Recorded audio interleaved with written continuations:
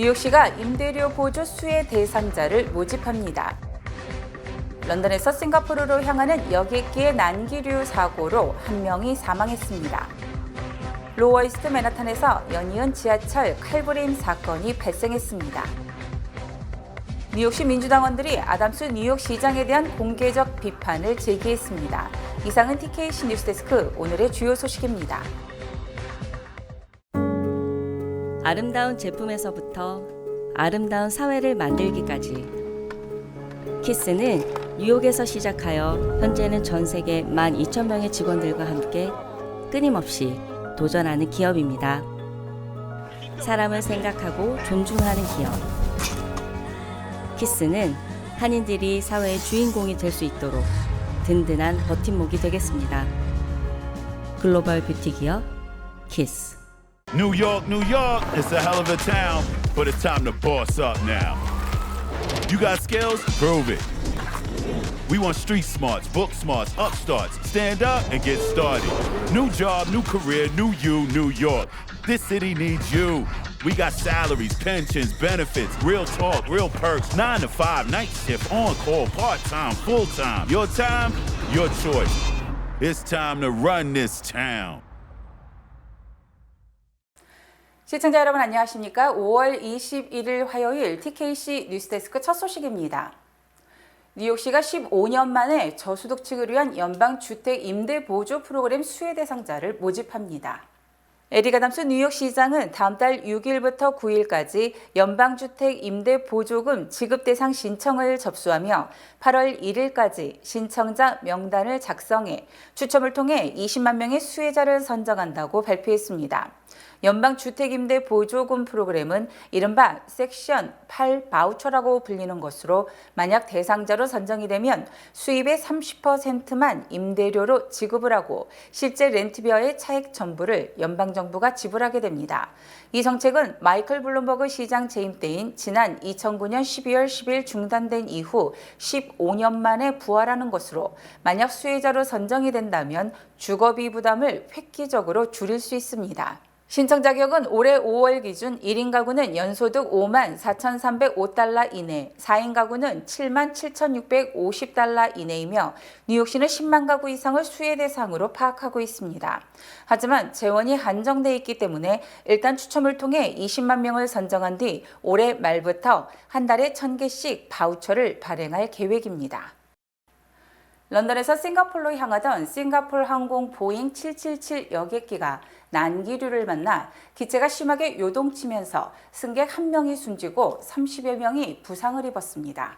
싱가포르 항공은 영국 런던발 싱가포르행 SQ321편 여객기가 21일 태국 현지 시간 오후 3시 45분 방콕에 비상 착륙했으며 탑승객 1명이 숨지고 30여 명의 부상자가 발생했다고 밝혔습니다. 싱가포르 항공은 소셜미디어를 통해 여객기가 운항 도중 심한 난기류를 만나 방콕에 비상 착륙했다고 설명했습니다. 이 여객기에는 승객 211명과 승무원 18명이 탑승하고 있었습니다. 사망한 탑승객은 73세 영국인인 것으로 확인됐습니다. 싱가포르 항공은 유가족들에게 깊은 애도를 표한다며 태국 당국과 협력해 의료 지원을 제공하고 있다고 말했습니다. 로이터 통신은 고도 11,300m에서 순항하던 여객기가 이륙 약 11시간 후 미얀마 인근 안다만의 상공에서 5분 만에 9,400m까지 급하강한 후 방콕에 착륙했다고 항로 추적 웹사이트인 플라이트레이더 24를 인용해 보도했습니다. 또 20일에는 인천국제공항발 샌프란시스코행 유나이티드 항공 비행기가 조종사와 승무원들의 단체 식중독으로 회항하는 사건이 발생했습니다. 해당 여객기 탑승객이 SNS에 올린 공유 영상에는 승무원이 기내방송을 통해 기장과 승무원들이 단체 식중독을 언급하며 사과했습니다. 승무원은 방송에서 비행기가 인천으로 회항했다면서 승무원들과 조종사들이 음식을 먹고 많이 아파서 다른 방법이 없었다고 양해를 구했습니다. 식중독 원인이 기내식인지 외부에서 먹은 음식인지는 확인되지 않았습니다.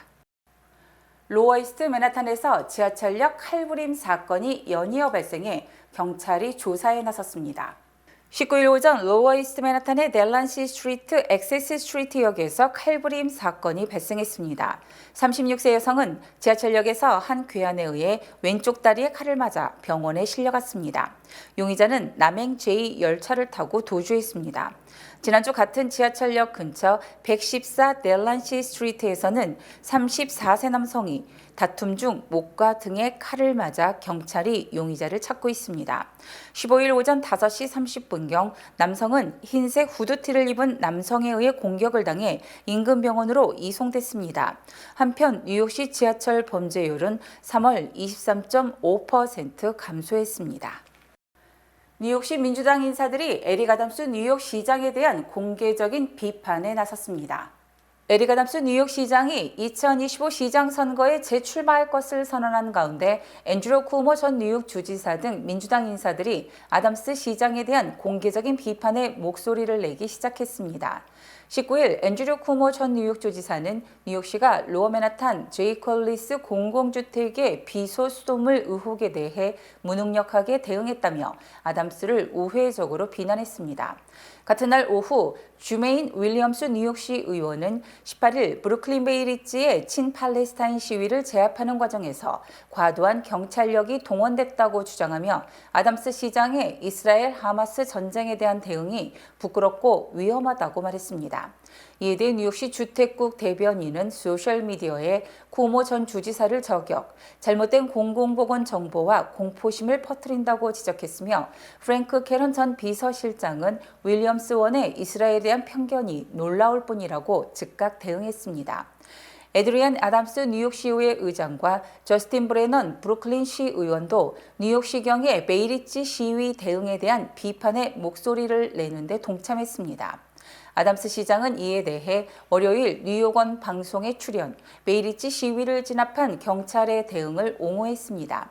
2021년 범죄 척결 정책을 필두로 뉴욕시장에 당선된 민주당 에릭 아담스는 재임 중 엇갈리는 평가를 받아왔습니다.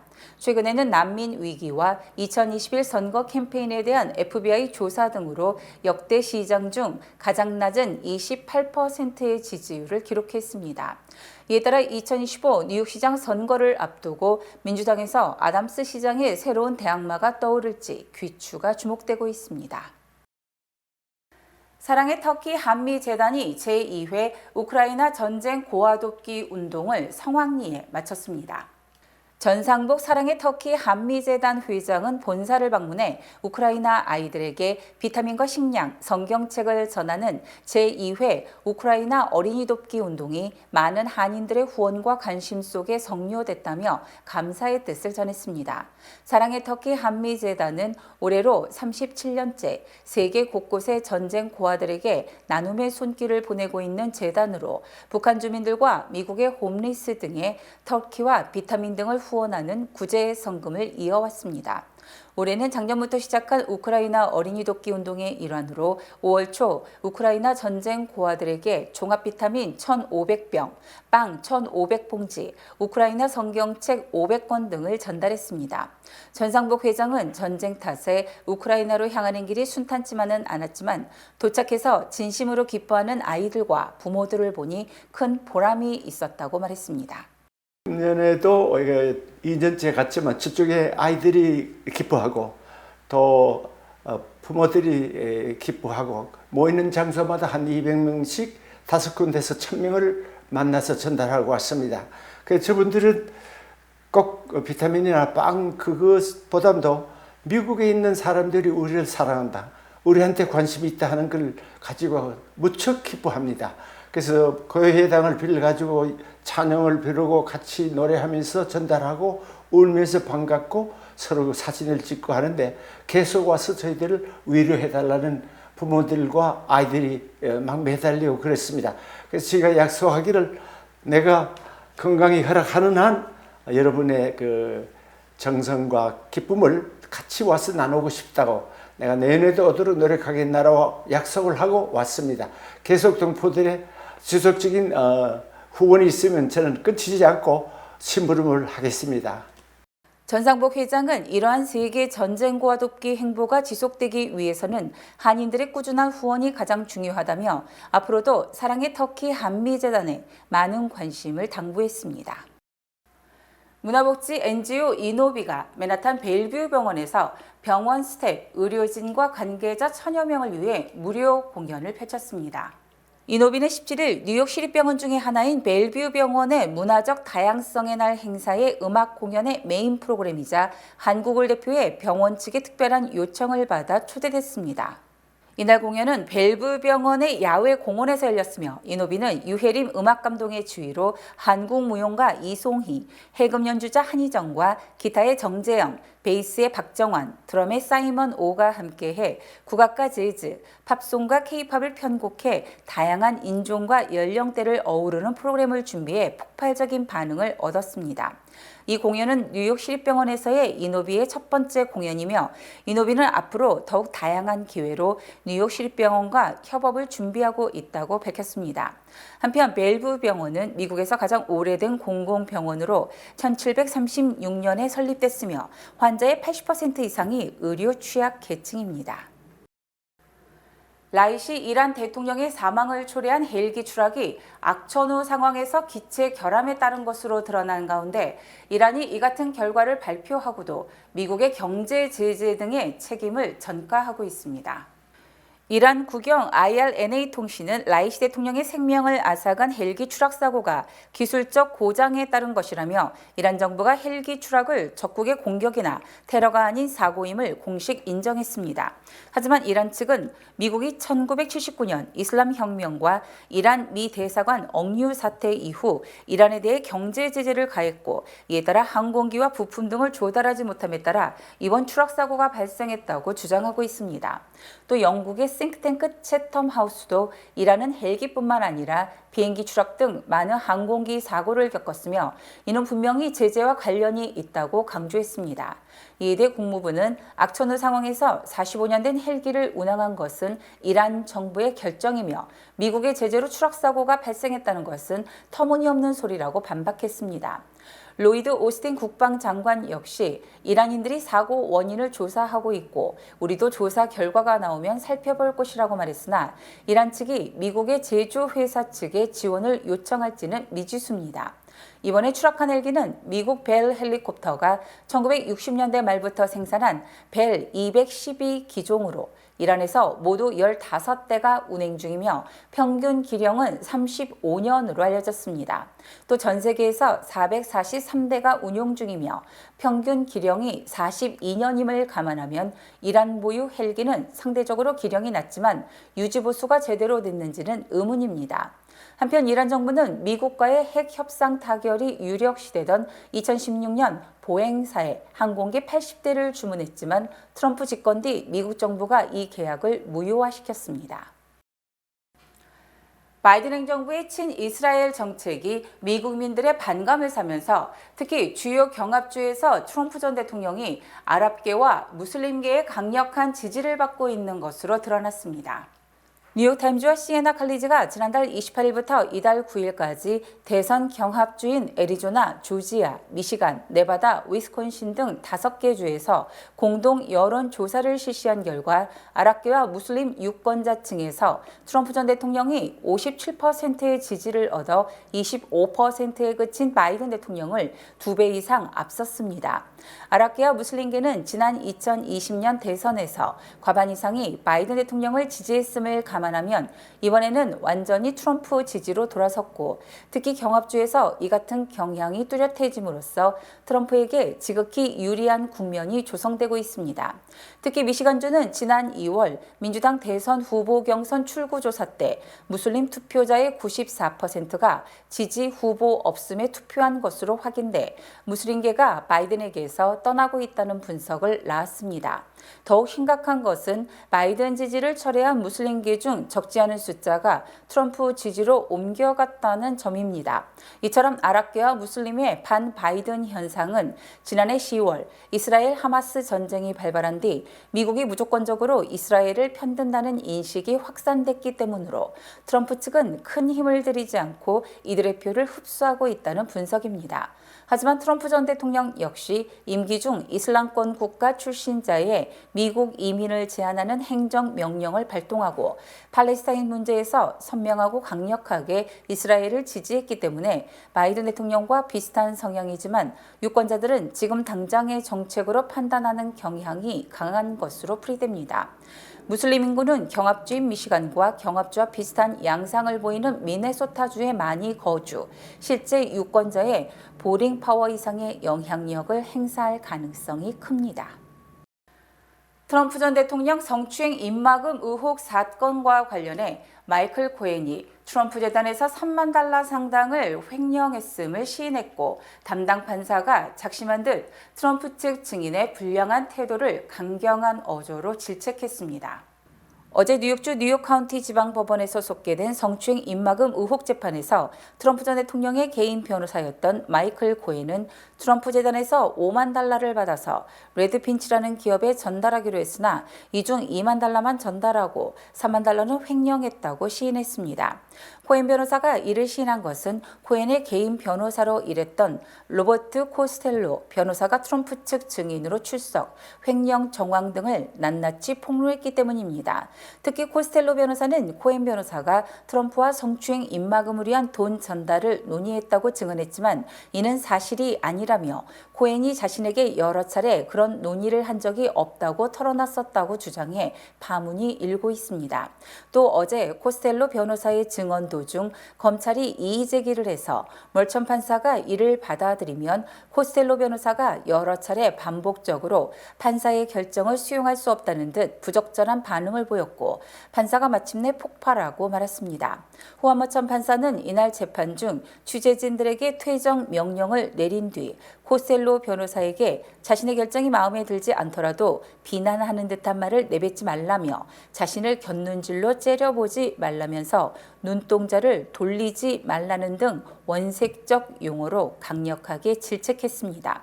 어제를 끝으로 검찰 측은 4주간 20명의 증인에 대한 신문을 일단 모두 마쳤으며 트럼프 측은 증인 3명을 더 부르겠다고 말했지만 피고 당사자인 트럼프 전 대통령을 증언대에 세울 가능성은 낮은 것으로 보입니다. 멀천 판사는 원고와 피고 양측에 오는 28일까지 최후 변론을 준비하라고 명령했습니다. 주요 단신 전해드립니다. 저소득층에게 제공되는 메디케이드, 차일드 헬스 플러스 등에 가입할 수 있는 뉴욕주 적격 건강보험 공개 등록이 오는 31일 마감됩니다. 신규 등록 또는 갱신을 희망하는 한인들은 뉴욕주 보건국 또는 민권센터로 문의하면 됩니다. 한국계인 줄리 터너 미 국무부 북한 인권 특사가 오늘부터 25일까지 한국을 방문해 조선일보 주최 아시안 리더십 컨퍼런스에 참석하고 납북자와 북한 내 억류자 가족들을 면담합니다. 연방상원이 BMW와 제규어, 박스바겐 등이 중국의 강제노동으로 만들어진 부품을 사용한 차량을 미국에 수출했다며 이에 대한 제재를 추진하기로 했습니다. 오는 28일부터 미국 주식시장의 결제 주기가 하루 단축되면서 거래 실패 등 주식시장이 제대로 작동하지 않을 수 있다는 우려를 낳고 있으며 미국의 낮은 수준의 행정 능력이 이를 극복할 수 있을지 주목됩니다. 어제 아침 6시쯤 맨하탄 워싱턴 하이츠의 길거리에서 29세 여성이 흉기에 찔려 잔혹하게 살해됐으며 경찰은 이 여성의 전 남자친구를 용의자로 보고 검거에 나섰습니다. 어제 낮 11시 반쯤 퀸주 존 F 케네디 공항 인근 공사 현장에서 외벽이 붕괴돼 인부 2명이 매몰됐으나 다행히 긴급 출동한 소방대에 의해 구조됐습니다. 지난 2010년 위키리크스를 통해 미 국무부 기밀 문서를 폭로한 뒤 영국 주재 에콰도르 대사관에서 도피 생활을 하다 2019년 영국 경찰에 체포된 줄리안 아산지가 미국 인도 재판에서 항고가 받아들여져 일단 미국행을 피하게 됐습니다. 포브스지 추정 54억 달러 이상의 재산을 가진 억만장자 로버트 헤일이 다트머스대 졸업식에서 졸업생들에게 $1,000씩 기부하고 인생에서 모험을 하고 실패를 해도 괜찮다는 것을 전하고 싶었다고 말했습니다. 날씨 전해드립니다. 수요일인 내일은 맑겠습니다. 내일 낮 최고 기온은 78도, 밤 최저 기온은 65도입니다. 해 뜨는 시각은 오전 5시 31분, 해 지는 시각은 오후 8시 12분입니다.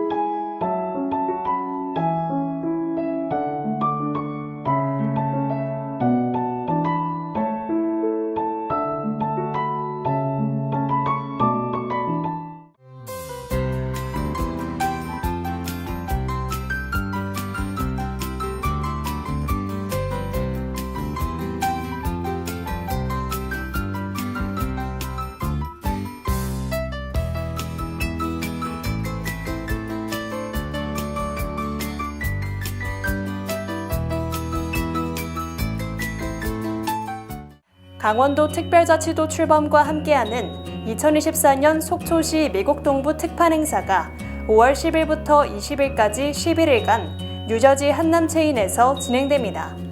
강원도 속초 특산품인 명태, 말린 오징어, 오징어 순대, 초사리 미역과 김, 갓김치, 모시떡과 인절미, 각종 젓갈류 등 다양한 먹거리를 만나볼 수 있습니다. 지금 바로 뉴저지 한남체인을 방문해 강원도 속초의 맛있는 먹거리를 만나보세요. 이상으로 5월 21일 화요일 TKC 뉴스데스크를 마칩니다. 시청해주신 여러분 고맙습니다.